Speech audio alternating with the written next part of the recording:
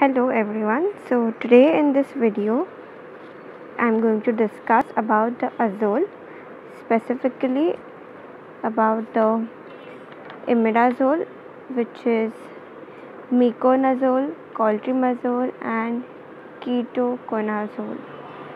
So within a few minutes you all would know a lot about these imidazoles. So let's start. Azole antifungals are broadly, I'm reading from here.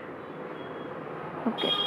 So this book is by Tara Shanbag. This is the third edition.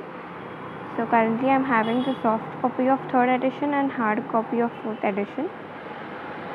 So I'll mention if there are any differences or addition in the new edition of the book in the video. So azoles, antifungals, they are divided into imidazole and triazole. This classification is only and purely based on the structural difference. Both of them are structurally related.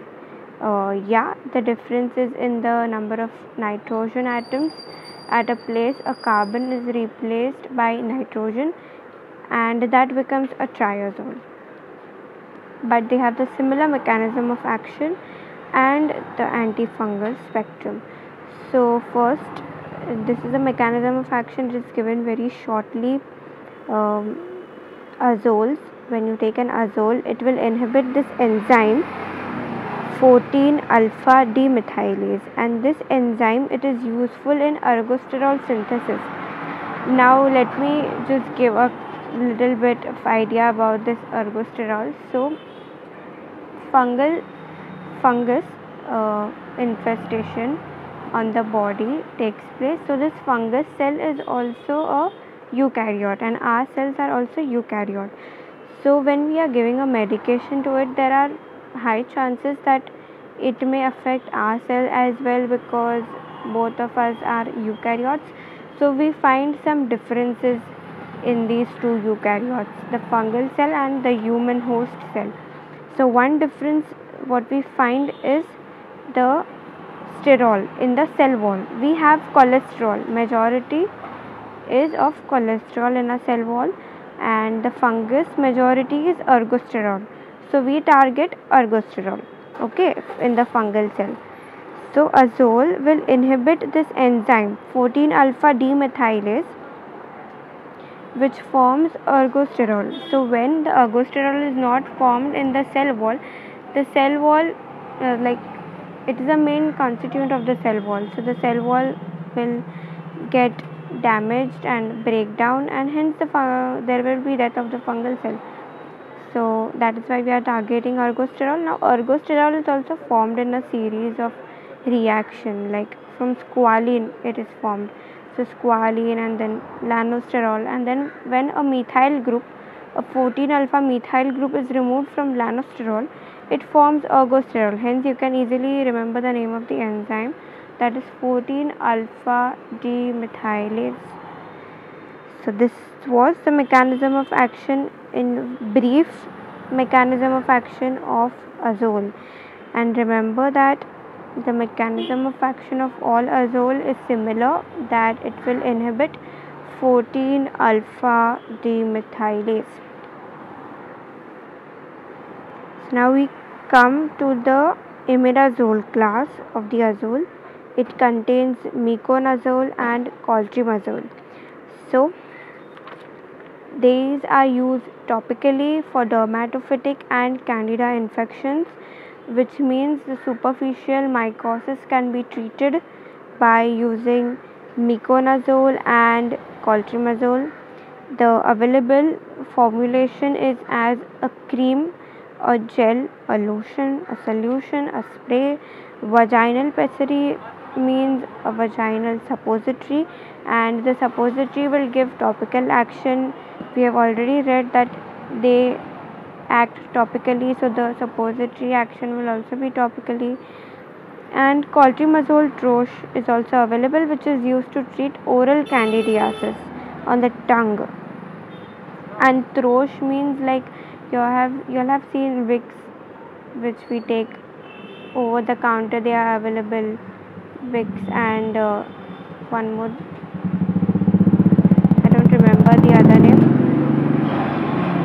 So those are troche, basically. Streptomycin, which is available for coughs and all. That is also troche. So clotrimazole, troche are available, but these are all prescribed medicines. You don't get over the counter. So clotrimazole is used for oral candidiasis. Again, topical action completely of these two azoles, miconazole and clotrimazole. Dermatophytic infection. The uses that they are useful for tinea. This is a class of tinea. Tinea pedis, curis, corporis and vesicular. Now I will give you a brief information about these tinea as well. I have made another PPT for this. All you need to know about tinea. Okay. So tinea pedis occurs in between the toes. It is mainly because wearing tight fitted shoes, and it is because of accumulation of sweat and all. It becomes a very good medium for attraction of fungus. So tinea pedis is caused, and the disease is known as athlete's foot. Now the signs and symptoms are scaly rash, itching, stinging, burning. Now tinea vesicular, it is a common fungal infection, and the fungal patches are formed on the skin, and the patch color is lighter to your skin tone or darker to your skin tone. मतलब वो patch दिखता है skin पे से visibly, because the colour is not same to your skin tone ऐसा. And what you need to remember this tinea pedis will be in the between the toes. Tinea vesicular will be trunk and shoulders. So you need to remember the place where this fungus will attack. Now tinea corporis, it is also known as ringworm. This is so common. Ringworm, you get over the counter creams also for ringworm. It is a superficial infection. All these superficial infections are treated topically.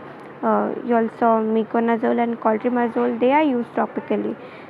So when you know that they only act topically, then you can easily judge that what kind of formulation will be there. You can easily judge what kind of disease it will help to treat, not the systemic infection, the topical infection. So tinea corporis ringworm, it is on the arms, on the legs. It can occur on any part of the body, similar to other forms of tinea. And tinea curis, it is a fungal infection that causes red, itchy rash in between the thighs, inner thighs and the groin. So it is also common in the people who sweat a lot, who are overweight, or those who do not clean their body well after a bath, like they keep it wet, so it attracts such microbes. So this was about the tinea. You all can look the pictures on the internet. There are a lot of them. Even you all can find in the books. So we saw about tinea, that how it is. Now we will see candida infections. They are used for the treatment of oral, pharyngeal, vulvovaginal and cutaneous candidiasis. So see, for vulvovaginal we saw that there is a vaginal pessary. For oral we saw there is clotrimazole troche. For pharyngeal and for cutaneous candidiasis. Miconazole, it is useful in otomycosis. The adverse effects so we were discussing the adverse effects. The adverse effects are, they cause local irritation, itching, burning. Miconazole is also safe during pregnancy. So this is a very important and a good point that you need to remember in respect of miconazole, that it can also be used in pregnancy. Now we come to ketoconazole.